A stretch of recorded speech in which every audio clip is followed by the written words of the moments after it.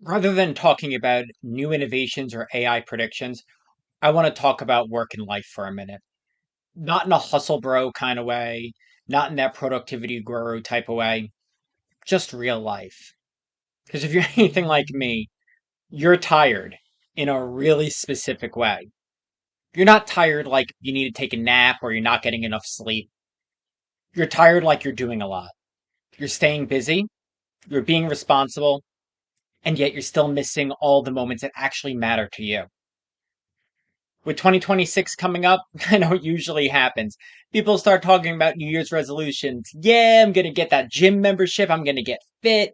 I'm going to, eat healthy. I'm going to make all these big promises. I'm going to have tons of energy in the beginning.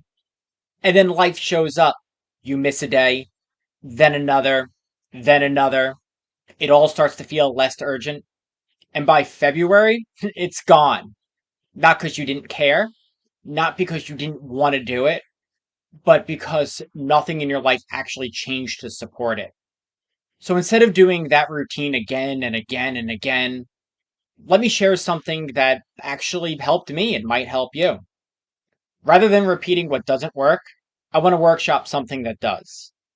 If you know me, or you've worked with me, or you've been following this channel, you know I'm really big on optimization, planning, efficient workflows, but not just for work. I do it in my life as well. And that's what we're going to be building today. So, the first step to make meaningful change is really simple, but it takes a lot of honesty and self reflection. You need to sit down and write out what's important to you. And I mean, write it out. Don't type it up, don't do anything, pen and paper. And don't write what sounds impressive. It's not what you think you should want. This is what actually matters to you. Is it more time with your family? Is it making more money? Is it saving money? Is it more free time to spend with your friends or space to create? Just being less stressed out this year. For me, it's becoming a new parent and it's really changed like how I felt about time. And really time suddenly just it weighs more. An hour isn't an hour anymore. It's a feeding. It's a walk. It's a memory. It's a moment that I don't get back. So at the top of my list, it's spending time with my growing family. After that, it's building this personal brand, which I only recently started to take seriously. Then my entrepreneurial work and building out of the companies that I really have a passion for doing. And listen, this order, this actually matters because whatever is at this top, it's going to get protected.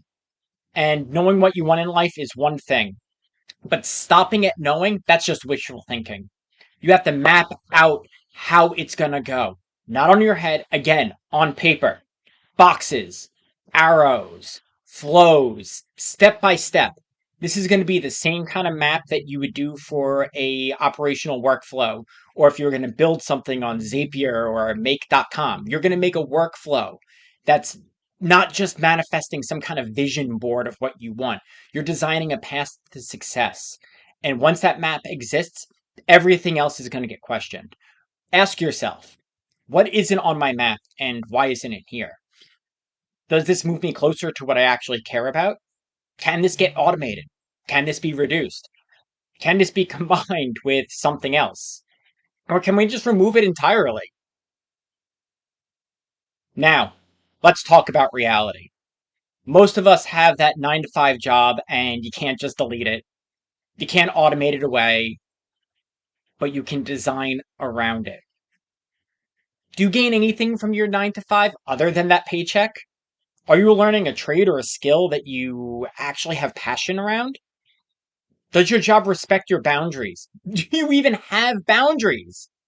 And boundaries, this matters more than motivation. If you don't have boundaries at work, that's not a personal failure. But you gotta set them up because no one's gonna set that up for you. And I really want to say this clearly. If your job doesn't respect your time or your family or your life outside of work, that's one of the paths that you might map, finding a new job. This belongs on your map to get what you want in life. Yeah, this could be really uncomfortable to admit, and it could be really hard to do, but growth really is. For me personally, I want more time with my family, my newborn. I want to grow this personal brand that I started last month. I still work a 9 to 5, by the way, and I run multiple businesses. On paper, this all sounds impossible. Sounds like a pipe dream, but it works because I stopped pretending I have unlimited time. You should see my calendar. I have so much time blocked out. Family time, cooking, cleaning, when I play online games with my friends. Also, huge shout out to them. I see them maybe once or twice a year, but we talk like every day. Like, that's my social life. That's what relaxes me, talking to these guys. So, thank you. Anyway, you have to rein in your time because if you don't plan when you want to use it, it's going to slip away. When I do chores like cleaning or I have a set time no matter what I'm doing, and if I hit that time, I'm done. It doesn't spill over to the next task. Think of it like a meeting. If you schedule 90 minutes and it's over in 60, that's awesome. But if it goes over by just 1 minute, you're not respecting anyone who's attended time. So why should you do that to yourself? And if you're crammed on time, double up on tasks wherever you can, especially if they seem in opposition to each other. Want to get into shape and you want to like have a budget, get your finances in order? Go running while listening to an audiobook on personal finance. It's much better than really just listening to music, which you're only doing one thing.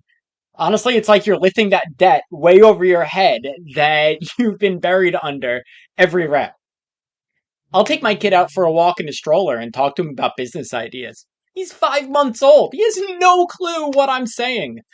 But I hear myself say it aloud, and it helps me brainstorm so much better. He gets a walk, gets to spend time with his dad, and all conversations you have with your kid this young, it's important for their development. So we both win.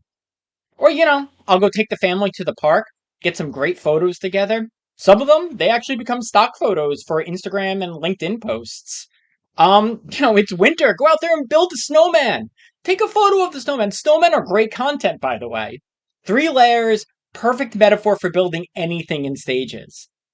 But the point is, you need to get in control of your time and budget it well. Do what you can when you can do it, but don't burn yourself out. Put breaks in your calendar just for you. My lunch break is broken out at work every day, 2 o'clock, lunch. And it's important to understand what drains you.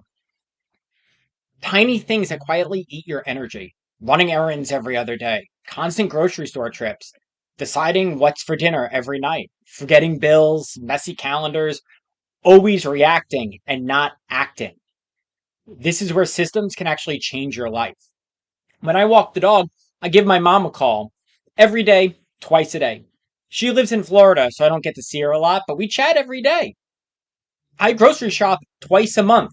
Not every week, twice a month. My wife, she'll write out all the meals for the next 2 weeks. She plugs it into ChatGPT, makes out a list. I go shopping. When I get home, I meal prep. And you bet when I'm prepping these meals, I'm listening to a podcast or an audiobook or, I'm multitasking. I put all my bills on auto pay from just one account that I dedicate to bills. I batch out my errands. I protect my evenings. These boring systems, they protect good moments. And here's something that I want to say personally. I'm not just optimizing for myself anymore. I'm doing it all with my family in mind. I'm actively restructuring my business around a family first model, not just a personal entrepreneurial project, but for my family. And this honestly, it's a bigger conversation. I'm going to share more on this soon, but it's changing how I think about time, money, and legacy. This isn't about me anymore. It's about building something that supports a family and doesn't compete with it.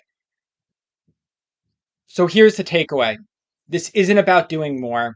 This is about designing a life that supports what you care about. Your life, it's not a side project.